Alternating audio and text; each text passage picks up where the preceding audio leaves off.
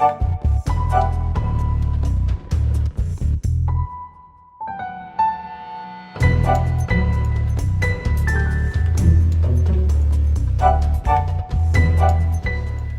je suis Michel Catlino, chercheur au CNRS. Je suis directeur scientifique du LabEx Ressources stratégiques pour le XXIe siècle. Donc, c'est un laboratoire d'excellence qui regroupe l'ensemble des laboratoires qui travaillent autour des géosciences à Nancy. Donc, c'est le laboratoire de l'Observatoire des sciences de l'univers qui s'appelle Othello et qui regroupe tout le savoir-faire depuis la prospection des ressources naturelles, qu'elles soient minérales ou en hydrocarbures, jusqu'au traitement des minerais ou l'exploitation. Et puis après, tout ce qui est environnement à la fois des friches industrielles ou l'environnement qui est simplement pensé à exploiter de manière la plus propre possible les ressources de l'avenir.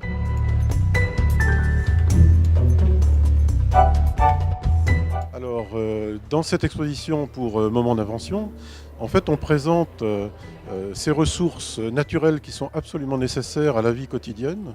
On voit que les métaux, ils sont présents partout dans notre environnement.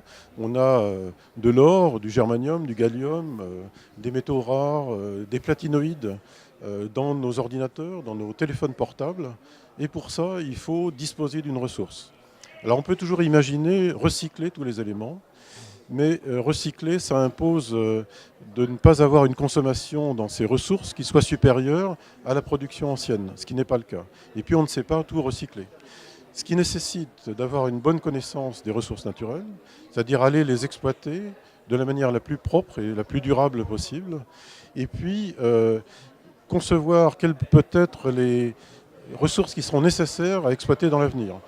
On sait que la technologie évolue et on n'évaluait pas, il y a une dizaine d'années, qu'il était nécessaire d'exploiter à un rythme aussi important, par exemple le néodyme, pour l'industrie des éoliennes.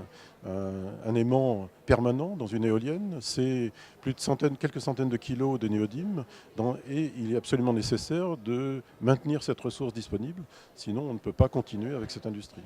Donc ce qu'on essaye de montrer, c'est que c'est un cycle de vie, les éléments métalliques.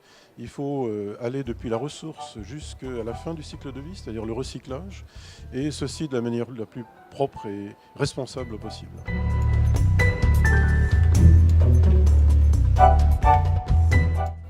Un idéal possible pour 2050, ce serait que, tout comme actuellement on a une conscience aiguë de ce que la production socialement et environnementale correcte, par exemple du coton ou du chocolat, du cacao, je pense que pour tous les éléments des ressources minérales, mais également ressources énergétiques, c'est qu'on ait une traçabilité complète de la production et qu'on exploite très proprement et de manière la plus raisonnée, la plus durable possible notre planète. Un seul mot, c'est difficile.